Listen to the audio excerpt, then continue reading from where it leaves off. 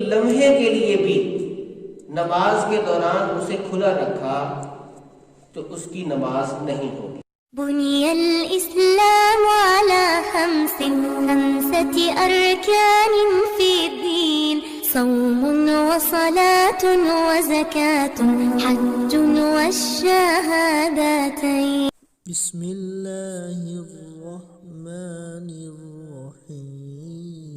کسی صاحب نے سوال کیا ہے عورت کے لیے بریک شرٹ یا بریک دوپٹے میں نماز پڑھنا کیسا ہے؟ بسم اللہ الرحمن الرحیم۔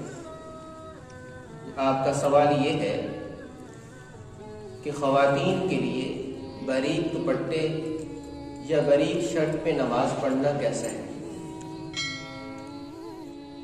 تو شریعت کی روح سے ایسا باریک دوپٹہ جس سے بالوں کی رنگت نظر آئے اس میں نماز نہیں ہوتی۔ اسی طریقے سے اتنی باریک شرٹ جس سے جسم کی رنگت چھلکے اس سے بھی نماز نہیں ہوتی۔ تو اس لیے خواتین کو چاہیے کہ وہ لباس ایسا پہنے جس سے جسم کی رنگت نہ چھلکے، اور دوپٹہ بھی ایسا ہونا چاہیے جس سے بالوں کی رنگت واضح نہ ہو، تو پھر اس میں نماز ہو جائے گی۔ دوسرا سوال یہ ہے کہ سجدے کی حالت میں اگر دونوں پاؤں اٹھے رہ جائیں تو نماز ہو جائے گی؟ جی، یہاں پہلے یہ بات واضح رہے کہ دونوں سجدوں میں دونوں پاؤں کو زمین پہ اس طرح ٹکا لینا کہ انگلیوں پہ تھوڑا سا وزن ڈال کے ان کا رخ بھی قبلہ کی طرف رکھنا، یہ سنت مؤکدہ ہے۔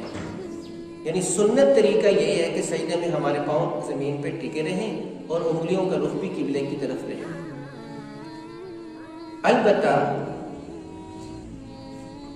سجدے میں دو پاؤں میں سے کسی ایک پاؤں کا بھی تھوڑا سا حصہ ہی بھلے ہو، وہ ایک مرتبہ سبحان اللہ کہنے کی بقدر اگر زمین پہ ٹک گیا تو واجب ادا ہو جائے گا، سجدہ آپ کا ہو جائے گا۔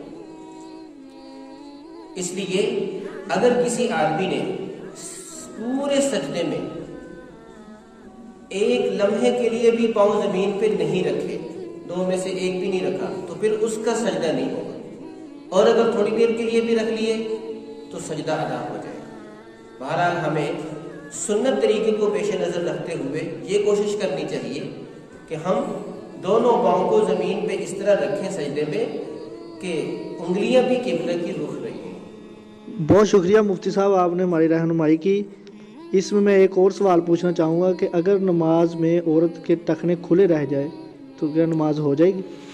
آپ کا سوال یہ ہے کہ دوران نماز کسی خاتون کے اگر ٹخنے کھلے رہ جائیں تو نماز ہو جائے گی یا نہیں؟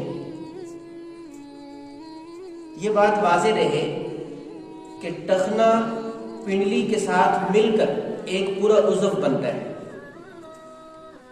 اس کا اگر چوتھائی حصہ یعنی 1/4 اگر جان بوجھ کر کسی عورت نے ایک لمحے کے لیے بھی نماز کے دوران اسے کھلا رکھا تو اس کی نماز نہیں ہوگی، اور اگر بھول کر کھلا رہا چوتھائی حصہ 3 مرتبہ سبحان ربی الاعلیٰ کہنے کی بقدر، تو بھی اس کی نماز فاسد ہو جائے گی، اس کی نماز نہیں ہوگی۔ لیکن یہ یاد رہے کہ میں یہ حکم بتا رہا ہوں کہ ٹخنا پنڈلی سمیت مل کر ایک عضو بنے گا، اس کا چوتھائی حصہ، صرف ٹخنا یہ ایک چوتھائی حصہ نہیں بنتا بلکہ چوتھائی حصے سے کم ہے۔ لہذا اگر کسی عورت کا نماز کے دوران صرف ٹخنا کھلا رہ گیا یا دونوں ٹخنے ہی کھلے رہ گئے تو اس سے اس کی نماز ہو جائے گی۔ ہمیں خیال یہ کرنا چاہیے، خواتین کو خیال رکھنا چاہیے کہ ٹخنے بھی ان کے ڈھکے رہیں، چھپے رہیں۔ اگر ٹخنے سے زیادہ کھلا رہ گیا کہ وہ چوتھائی عضو بن گیا تو پھر یاد رکھیں جان بوجھ کر ایک لمحہ بھی ایسا کرنے سے اس کی نماز نہیں ہوگی، اس کو دوبارہ پڑھنی پڑے گی۔